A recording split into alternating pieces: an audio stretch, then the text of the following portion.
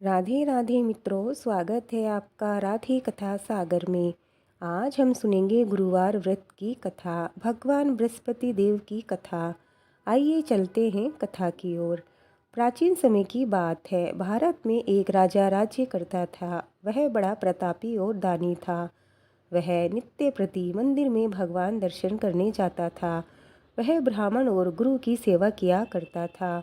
उसके द्वार से कोई भी याचक निराश नहीं लौटता था। वह प्रत्येक गुरुवार को व्रत रखता एवं पूजन करता, हर दिन गरीबों की सहायता करता। परंतु ये सब बातें उसकी रानी को अच्छी नहीं लगती थी। वह न व्रत करती और न किसी को एक पैसा दान में देती। वह राजा से भी ऐसा करने को मना किया करती थी। एक समय की बात है। राजा शिकार खेलने वन को चले गए।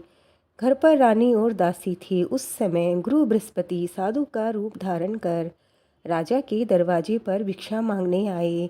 साधु ने रानी से भिक्षा मांगी तो वह कहने लगी, हे साधु महाराज, मैं इस दान और पुण्य से तंग आ चुकी हूँ। इस कार्य के लिए तो मेरे पति देव ही बहुत है। अब आप ऐसी कृपा करें, मेरा सारा धन नष्ट हो जाए और मैं आराम से रह सकूं। साधु रूपी बृहस्पति देव ने कहा, हे देवी, तुम बड़ी विचित्र हो। संतान और धन से कोई दुखी नहीं होता, इसको तो सभी चाहते हैं। पापी भी पुत्र और धन की इच्छा करता है। अगर तुम्हारे पास धन अधिक है तो भूखे मनुष्यों को भोजन करवाओ, प्याव लगवाओ, ब्राह्मणों को दान दो, कुएं धर्मशालाएं बनवाओ, बावड़ी बाग बगीचे आदि का निर्माण कराओ तथा निर्धनों की कुमारी कन्याओं का विवाह कराओ। साथ ही यह गादी करो।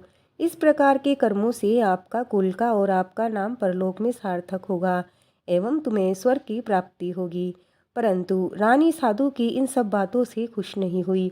उसने कहा, हे साधु महाराज, मुझे ऐसे धन की आवश्यकता नहीं जिसको मैं अन्य लोगों को दान देती फिरूं तथा जिसको रखने में और संभालने में मेरा सारा समय नष्ट हो जाए।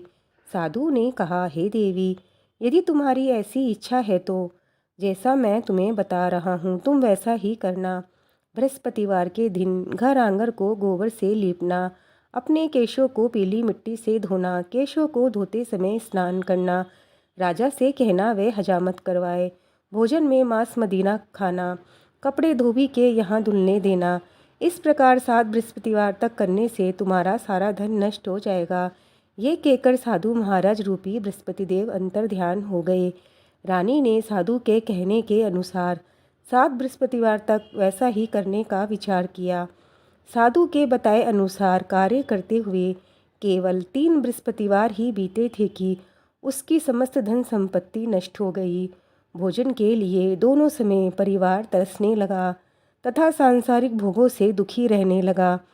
तब राजा रानी से कहने लगा, हे रानी, तुम यहाँ पर रहो, मैं दूसरे देश को जाता हूँ, क्योंकि यहाँ पर मुझे सभी लोग जानते हैं। इसीलिए मैं यहाँ पर कोई छोटा काम नहीं कर सकता। मैं अब परदेश जा रहा हूँ, वहाँ कोई काम धंधा करूँगा, शायद हमारे भाग्य बदल जाए। ऐसा कहकर राजा परदेश चला गया। वह वहाँ जंगल से लकड़ी काट कर लाता और शहर में बेचता। इस तरह वह जीवन व्यतीत करने लगा। घर राजा के बिना रानी और दासी दुखी रहने लगी। किसी दिन भोजन मिलता और किसी दिन जल पीकर ही रहना पड़ता। एक समय रानी और दासी को 7 दिन बिना भोजन के व्यतीत करने पड़े। तो रानी ने अपनी दासी से कहा, हे दासी, यहाँ पास के नगर में मेरी बहन रहती है, बड़ी धनवान है। तुम उसके पास जाओ और वहाँ से 5 सेर भेजर मांग कर ले आओ, जिससे कुछ समय के लिए गुजारा हो जाएगा। दासी रानी की बहन के पास गई। रानी की बहन उस समय पूजा कर रही थी। बृहस्पतिवार का दिन था। दासी ने रानी की बहन से कहा, हे रानी, मुझे आपकी बहन ने भेजा है, मुझे 5 सेर भेजर दे दो। दासी ने यह बात अनेक बार कही, परंतु रानी की बहन ने कोई उत्तर नहीं दिया, क्योंकि वह उस समय बृहस्पतिवार की कथा सुन रही थी। जब दासी को रानी की बहन से कोई उत्तर नहीं मिला तो वह बहुत दुखी हुई। उसे क्रोध भी आया। वह लौटकर रानी से बोली, हे रानी, आपकी बहन बहुत घमंडी है, वह छोटों लोगों से बात नहीं करती। मैंने उससे कहा तो उसने कोई उत्तर नहीं दिया, मैं वापस चली आई। रानी बोली, हे दासी, उसमें उसका कोई दोष नहीं है। जब बुरे दिन आते हैं तब कोई सहारा नहीं देता। अच्छे बुरे का पता विपत्ति में ही लगता है। जो ईश्वर की इच्छा होगी वही होगा। ये सब हमारे भाग्य का दोष है। उधर रानी की बहन ने सोचा कि मेरी बहन की दासी आई थी, परंतु मैं उससे नहीं बोल पाई।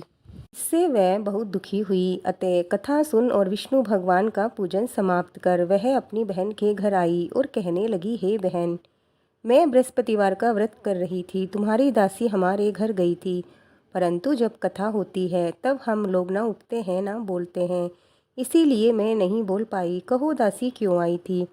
रानी बोली, बहन, हमारे घर अनाज नहीं है। वैसे तुमसे कोई बात छुपी नहीं है, इसी कारण मैंने दासी को तुम्हारे पास 5 सेर भेजर लेने भेजा था।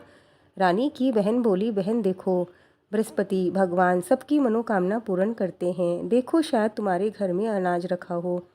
यह सुनकर दासी घर के अंदर गई। वहाँ उसे एक घड़ा भेजर का मिल गया। उसे बड़ी हैरानी हुई, क्योंकि उसने एक एक बर्तन देख लिया था। उसने बाहर आकर रानी को बताया। दासी अपनी रानी से कहने लगी, हे रानी देखो, वैसे हमको जब अन्न नहीं मिलता तो हम रोज ही व्रत करते हैं। अगर इनसे व्रत की विधि पूछ ली जाए तो हम भी व्रत कर लिया करेंगे। दासी के कहने पर रानी ने अपनी बहन से बृहस्पतिवार व्रत के बारे में पूछा। उसकी बहन ने बताया कि हे रानी बहन, बृहस्पतिवार को सूर्योदय से पूर्व उठकर स्नान करके बृहस्पतिवार का व्रत करना चाहिए, लेकिन उस दिन सिर नहीं धोना चाहिए। बृहस्पतिवार के व्रत में चने की दाल और मुनक्का से विष्णु भगवान का केले के वृक्ष की जड़ से पूजन करें तथा दीपक जलावें।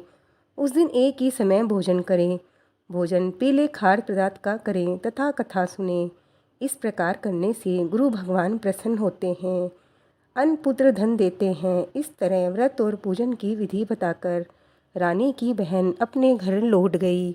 रानी और दासी दोनों ने निश्चय किया कि वे बृहस्पति देव भगवान का पूजन जरूर करेंगी। 7 दिन बाद जब बृहस्पतिवार आया तो उन्होंने व्रत रखा। गुड़साल में जाकर चना गुड़ बीन लाई तथा उसकी दाल से केले की जड़ में विष्णु भगवान का पूजन किया। अब भोजन कहाँ से आए? दोनों बड़ी दुखी हुई, परंतु उन्होंने व्रत किया था, इसी कारण बृहस्पति देव भगवान प्रसन्न थे। वे एक साधारण व्यक्ति के रूप में 2 थालों में सुंदर पीला भोजन लेकर आए और दासी को देकर बोले, हे दासी, ये भोजन तुम्हारे और रानी के लिए है, तुम दोनों भोजन करो। दासी भोजन पाकर बड़ी प्रसन्न हुई और रानी से बोली, रानी जी भोजन कर लो। रानी को भोजन आने के बारे में कुछ नहीं पता था, इसीलिए वह दासी से बोली, जाओ तुम ही भोजन करो, तू मेरी व्यर्थ सी उड़ाती है। दासी बोली, अभी एक व्यक्ति भोजन दे गया है। रानी कहने लगी, वो भोजन तेरे लिए दे गया है, तू ही भोजन कर। दासी ने कहा, वह व्यक्ति हम दोनों के लिए 2 थालों में भोजन दे गया है, इसीलिए मैं और आप दोनों ही साथ साथ भोजन करेंगे। फिर दोनों ने गुरु भगवान को नमस्कार कर भोजन प्रारंभ किया। उसके बाद से वे प्रत्येक बृहस्पतिवार को गुरु भगवान का व्रत और पूजन करने लग गई। बृहस्पति भगवान की कृपा से उनके पास धन हो गया, परंतु रानी फिर पहले की तरह आलस्य करने लग गई। तब दासी बोली, देखो रानी, तुम पहले भी इसी प्रकार के आलस्य करती थी, तुम्हें धन के रखने में कष्ट होता था, इसी कारण सभी धन नष्ट हो गया है। अब गुरु भगवान की कृपा से हमें धन मिला है, तो फिर तुम्हें आलस्य हो रहा है। बड़ी मुसीबतों के बाद हमने ये धन पाया है, इसीलिए हमें दान पुण्य करना चाहिए। तुम भूखे मनुष्यों को भोजन करवाओ, प्याव लगवाओ, ब्राह्मणों को दान दो, कुआं तालाब बावड़ी आदि का निर्माण कराओ, मंदिर पाठशाला बनाकर दान दो, कुंवारी कन्याओं का विवाह कराओ, धन को शुभ कार्यों में खर्च करो, जिससे तुम्हारे कुल का यश बढ़े तथा स्वर्ग प्राप्त हो और प्रीत प्रसन्न हो। दासी की बात मानकर रानी ने इसी प्रकार के कर्म करने प्रारंभ किए, जिससे उनका काफ़ी यश फैलने लग गया। एक दिन रानी और दासी आपस में विचार करने लगी, न जाने राजा किस दशा में होंगे, उनकी कोई खोज खबर नहीं है। गुरु भगवान से उन्होंने प्रार्थना की और भगवान ने रात्रि में राजा को सपने में कहा, हे राजा उठ, तेरी रानी तुझको याद करती है, अब अपने देश लौट जा। राजा प्रातःकाल उठकर जंगल से लकड़ियां काटकर लाने के लिए जंगल की ओर चल पड़ा। जंगल से गुजरते हुए सोचने लगा, रानी की गलती से कितने दुख भोगने पड़ रहे हैं। राजपाट छोड़कर उसे जंगल में आकर रहना पड़ा। जंगल से लकड़ी काटकर उन्हें बेचकर गुजारा करना पड़ा। उसी समय उस जंगल में बृहस्पति देव एक साधु का रूप धारण कर आए वो राजा के पास आकर बोले, हे लकड़हारे, तुम इस सुनसान जंगल में किस चिंता में बैठे हो, मुझे बतलाओ।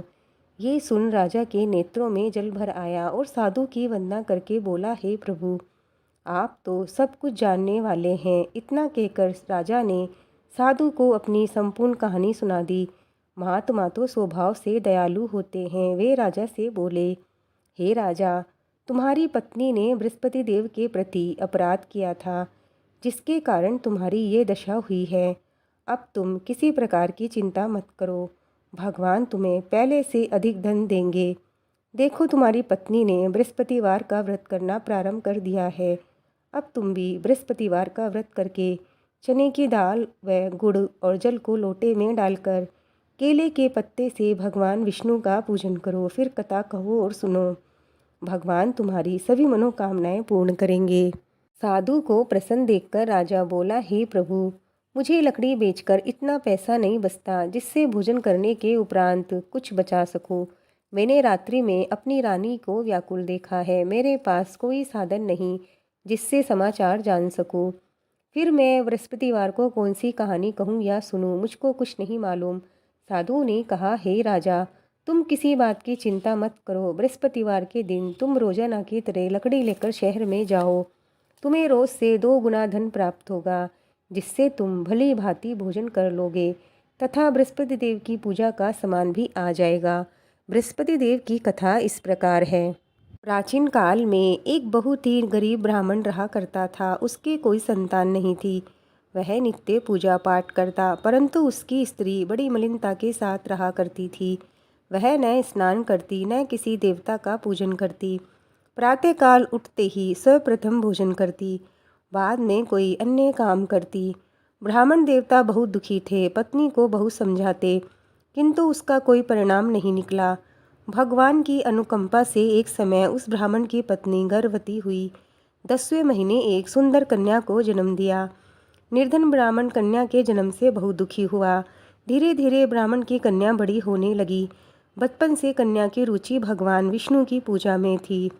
वह प्रातःकाल उठते ही स्नान आदि करके भगवान विष्णु की पूजा करने मंदिर में जाया करती थी। बृहस्पतिवार को व्रत करके विधिवत पूजा पाठ करती। पूजा पाठ के बाद वह पढ़ने के लिए पाठशाला में जाती। घर से चलते हुए वह मुट्ठी भर जौ साथ लेकर जाती और पाठशाला के रास्ते में थोड़े थोड़े जौ गिराती जाती थी। जब वह पाठशाला से घर लौटती तो जौ के वह दाने सोने में बदले हुए मिलते थे। लड़की सभी सोने के दाने बीन लाती थी। एक दिन जब वह सोने के दानों को साफ कर रही थी तो उसकी माँ ने कहा, बेटी, सोने के दाने साफ करने के लिए सोने का सूप भी होना चाहिए। अगले दिन बृहस्पतिवार था। उसने भगवान बृहस्पति देव की पूजा करते हुए प्रार्थना की, हे भगवान, यदि मैंने आपका व्रत विधिवत किया हो तो मुझे सोने का सूप दे दो। भगवान बृहस्पति देव ने उसकी मनोकामना पूरी करने का वचन दिया। पाठशाला से लौटते समय उसे रास्ते में सोने का सूप पड़ा हुआ मिला। घर लौटकर सोने का सूप अपनी माँ को दिखाकर वह सोने के दाने साफ करने लग गई। उसी समय नगर का राजकुमार उसके घर के पास से गुजरा। उस सुंदर लड़की को सोने के सूप में जौ साफ कर देख राजकुमार उस पर मोहित हो गया। महल में लौटकर राजकुमार ने राजा से उस लड़की से विवाह करने की इच्छा प्रकट की तो राजा ने ब्राह्मण को महल में बुलाकर राजकुमार से उसकी लड़की के विवाह की बात कही। ब्राह्मण तैयार हो गया। धूमधाम से उस लड़की का विवाह राजकुमार से हो गया। दुल्हन बनकर ब्राह्मण की लड़की महल में चली गई। लड़की के चले जाने से ब्राह्मण फिर निर्धन हो गया। उसे कई कई दिन भोजन नहीं मिलता था। बहुत दुखी होकर ब्राह्मण एक दिन अपनी लड़की के पास गया। अपने पिता का निर्धनता का समाचार सुनकर उसे बहुत सा धन देकर पिता को विदा किया। उस धन से ब्राह्मण के कुछ दिन तो आराम से गुजर गए, लेकिन जल्दी ही फिर भूखों मरनों की हालत हो गई। ब्राह्मण अपनी लड़की से धन लेने के लिए फिर महल में पहुंचा। लड़की ने पिता की बुरी हालत देखकर कहा, पिताजी, आखिर आप कब तक मुझसे धन लेकर जीवन यापन करेंगे? आप कोई ऐसा उपाय क्यों नहीं करते जिससे आपका घर धन संपत्ति से भर जाए? ब्राह्मण ने कहा, मैंने तुम्हारी माँ को बहुत समझा लिया, पर उसकी समझ में कुछ नहीं आता। उसका फुक्कड़पन नष्ट हो तो घर की निर्धनता भी दूर हो जाए। तब कुछ सोचकर लड़की ने अपने पिता से कहा, पिताजी, आप कुछ दिनों के लिए माँ को मेरे पास छोड़ जाओ। तब कुछ सोचकर ब्राह्मण पत्नी को लड़की के पास महल में छोड़ आया। लड़की ने अपनी माँ से कहा, माँ, तुम प्रातःकाल उठकर स्नान आदि करके भगवान विष्णु जी की पूजा अवश्य करना। पूजा करने से तुम्हारी निर्धनता अवश्य दूर हो जाएगी। लेकिन उसकी माँ ने उसकी कोई बात नहीं मानी। तब क्रोधित होकर लड़की ने अपनी माँ को एक कक्ष में बंद कर दिया। सूर्य उदय के समय माँ को उठाकर जबरदस्ती उसे स्नान कराया और फिर मंदिर में ले जाकर भगवान बृहस्पति देव की पूजा कराई। कुछ दिनों तक ऐसा करने से माँ की बुद्धि में परिवर्तन हुआ। वह स्वयं बृहस्पतिवार का व्रत रखने लग गई। उसके व्रत रखने से ब्राह्मण के घर में भगवान विष्णु की अनुकंपा से धन की वर्षा होने लगी। दोनों पति पत्नी धन संपत्ति पाकर आनंद पूर्वक जीवन यापन करते हुए विष्णु धाम को चले गए। लकड़हारा बने राजा ने उन साधु से भगवान बृहस्पति देव की ये कथा सुनकर बृहस्पतिवार का व्रत करके भगवान विष्णु की पूजा की। उस दिन से उसके सभी कलेश दूर हो गए। लेकिन अगले बृहस्पतिवार को काम काज में अधिक व्यस्त रहने के कारण उसने भगवान बृहस्पति देव जी का व्रत नहीं किया। भगवान बृहस्पति देव लकड़हारे से क्रोधित हो गए और उसे भूल की सजा दी। उस दिन नगर के राजा ने नगर में घोषणा करके सबको सूचित किया, प्रत्येक नागरिक मेरे महल में भोजन करने आएगा। जो नहीं आएगा उसे अपराधी मानकर भारी दंड दिया जाएगा। लकड़हारा बने राजा ने उस नगर के राजा की घोषणा तो सुनी, लेकिन जंगल से लकड़ी काटकर लाने और उन्हें बेचने में देर हो जाने के कारण वह समय पर महल में भोजन करने नहीं जा सका। अतः राजा के सैनिक लकड़हारे को पकड़कर महल में ले गए। राजा ने उसे महल में एक कक्ष में बैठाकर भोजन कराया। उस कक्ष में एक खूंटी पर रानी का सोने का हार टका हुआ था। लकड़हारा अकेला उस कक्ष में भोजन कर रहा था। तभी उसने एक आश्चर्यजनक घटना घटती देखी। देखते ही देखते वह खूंटी हार को निगल गई। थोड़ी देर के बाद राजा ने हार को गायब देखा तो लकड़हारे को कारावास में डाल दिया। लकड़हारा मन ही मन अपने भाग्य को कोसने लगा। तभी उसे जंगल में मिले साधु का स्मरण हो आया। थोड़ी देर में भगवान बृहस्पति देव सन्यासी के रूप में उसके सामने प्रकट हुए और कहा, हे लकड़हारे, तूने भगवान बृहस्पति देव की पूजा नहीं की, इसी कारण तुम्हें यह कष्ट हुआ है। लेकिन तुम अब चिंता मत करो। बृहस्पतिवार के दिन कारागार के दरवाजे पर तुम्हें कुछ पैसे पड़े हुए मिलेंगे। उन पैसों से भगवान बृहस्पति देव जी का व्रत करके उनकी पूजा करोगे तो तुम्हारे सब दुख दूर हो जाएंगे। बृहस्पतिवार के दिन दरवाजे पर पड़े मिले पैसों से चने और गुड़ मंगाकर लकड़हारे ने बृहस्पतिवार की कथा कही तो भगवान बृहस्पति देव ने प्रसन्न होकर उस नगर के राजा को सपने में लकड़हारे को कारागार से मुक्त करने को कहा। सुबह राजा ने अपने कक्ष में आकर देखा तो खूंटी पर रानी का हार टका हुआ था। राजा ने लकड़हारे को मुक्त कर दिया और उसे धन आभूषण देकर विदा किया। लकड़हारा बना राजा उस नगर से चलकर अपने नगर में पहुंचा तो कुएं, धर्मशालाएं, बाग बगीचे देखकर बड़ा प्रसन्न हुआ। राजा ने किसी से पूछा, ये कुएं, धर्मशालाएं किसने बनवाई है? सबने उसे बताया कि ये सब रानी और उसकी दासी ने बनवाए हैं। राजा महल में पहुंचा तो रानी ने उसका भव्य स्वागत किया। तब राजा ने निश्चय किया कि सप्ताह में एक बार तो सभी बृहस्पति देव का व्रत तथा पूजन करते हैं, परंतु मैं प्रतिदिन व्रत किया करूँगा तथा दिन में 3 बार कथा कहूँगा। अब राजा हर समय दुशाले में चने की दाल बांधे रहता तथा दिन में 3 बार बृहस्पतिवार की कथा कहता। कुछ दिनों के बाद राजा को अपनी बहन की याद आई। एक दिन घोड़े पर सवार होकर राजा अपनी बहन से मिलने चल दिया। अभी राजा नगर के बाहर पहुंचा ही था कि उसने कुछ लोगों को एक शव को ले जाते हुए देखा। राजा को स्मरण हो आया कि आज उसने किसी को बृहस्पतिवार की व्रत कथा नहीं सुनाई। राजा ने उन लोगों को रोककर कहा, भाइयों, आप शव को ले जाने से पहले मुझसे बृहस्पतिवार की कथा सुन लो। लोगों ने राजा पर क्रोध होते हुए कहा, तुम पागल हो गए हो क्या? लेकिन कुछ बड़े बूढ़े लोगों ने कहा, अच्छा भाई, साथ में चलते चलते हम तुम्हारी कथा भी सुन लेंगे। राजा ने चलते हुए आधी कथा ही सुनाई थी कि शव हिलने लगा। राजा के पूरी कथा सुनाते ही शव उठकर बैठ गया। लोगों ने हैरानी से दांतों तले उंगली दबाई और अगले बृहस्पतिवार से भगवान बृहस्पति देव का व्रत करने वे कथा सुनने का निश्चय कर लिया। अब घोड़े पर सवार राजा चलते हुए एक किसान के पास पहुंचा। किसान अपने खेत में हल चला रहा था। राजा ने कहा, अरे भाई, मुझसे बृहस्पतिवार की कथा सुन लो। किसान झुंझलाकर बोला, अरे भाई, देख नहीं रहे हो, जितनी देर तक तुम्हारी कथा सुनूंगा उतनी देर में पूरे खेत में हल चला लूँगा। राजा निराश होकर चलने लगा। तभी किसान के बैल लड़खड़ाकर जमीन पर जा गिरे। किसान के पेट में भी जोरों का दर्द होने लगा। उस किसान की पत्नी जब खाना लेकर आई तो उसने किसान से इस बारे में पूछा। किसान ने घुड़सवार की पूरी कहानी सुनाई। किसान की पत्नी दौड़ती हुई राजा के पास पहुंचकर हाथ जोड़कर बोली, भैया, मैं तुम्हारी कथा सुनने को तैयार हूँ। राजा ने उसके साथ खेत पर पहुंचकर बृहस्पतिवार की कथा सुनाई। तभी बैल उठकर खड़े हो गए। किसान के पेट का दर्द भी तुरंत ठीक हो गया। राजा अपनी बहन के घर पहुंचा तो उसकी बहुत आओ भगत हुई। अगले दिन सुबह उठकर राजा ने देखा घर के सभी लोग भोजन कर रहे हैं। किसी भूखे को बृहस्पतिवार की कथा सुनाए बिना राजा भोजन नहीं करता था। उसने बहन से कहा, बहन, क्या घर में ऐसा कोई व्यक्ति है जिसने अभी तक भोजन नहीं किया हो? उसकी बहन बोली, भैया, हमारे घर में तो क्या, आपको पूरे नगर में ऐसा कोई व्यक्ति नहीं मिलेगा जिसने सुबह सुबह भोजन नहीं किया हो। तब राजा ने बहन के घर से निकलकर उस नगर में बिना भोजन किए व्यक्ति की तलाश की। एक कुम्हार के घर में उसका बेटा बीमार होने के कारण भूखा रह गया था।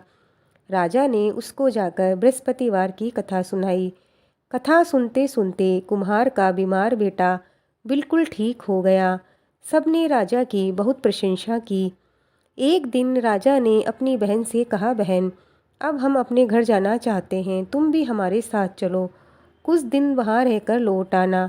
राजा की बहन ने अपनी सास से पूछा तो सास ने ताने देते हुए कहा, बहू, मायके जाना तो अकेले जाना, मेरे पोतों को नहीं लेकर जाना।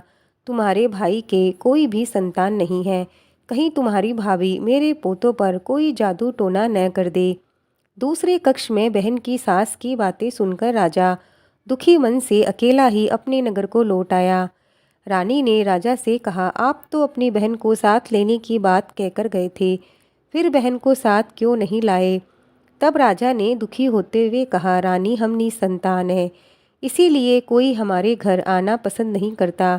रानी ने राजा को समझाया कि हे प्राणनाथ, हमें बृहस्पति देव ने सब कुछ दिया है, अब भगवान बृहस्पति देव हमें संतान अवश्य देंगे। बृहस्पतिवार को विधिवत व्रत करते हुए राजा रानी ने भगवान बृहस्पति देव से संतान के लिए प्रार्थना की। कुछ दिनों के बाद उन्होंने सपने में दर्शन देते हुए कहा, हे राजन, तेरी मनोकामना अवश्य पूरी होगी।